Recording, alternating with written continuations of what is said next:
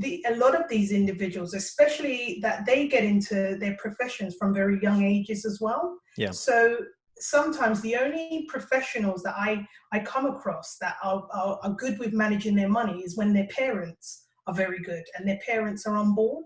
Yeah. But again, that's not always the case. So it's not really their agent's role to manage their finances or to recommend. Some agents are really good and they do. You know, other agents, it's all about the contracts. And once they've signed that contract, it's like, hey, this is your money. You go ahead and do whatever you want with it.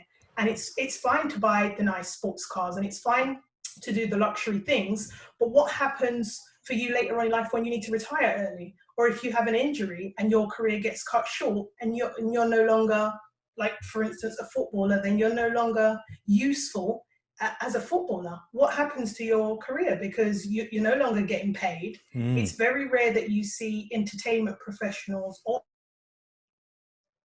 sports professionals go into, you know, a normal job. They're not going to get a job in Waitrose or something like that. You're not going to see them in your local supermarket. So it's very difficult. And that's why when things do happen to those kind of professionals, they go into depression or they become bankrupt because there was nobody around to provide that financial advice when it was needed.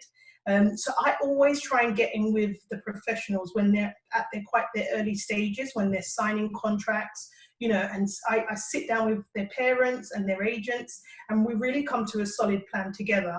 And for me, I feel like I've kind of definitely put back, because I feel a lot of people kind of block them away because they think, oh, they're individuals that earn a lot of money, but their careers are very short. So when you spread out that money over a long term, if you was stretching it out maybe to the average age of 65 or 68 when the average public retires, yes, there's still a huge difference, but it's not as great as you would expect it to be. And so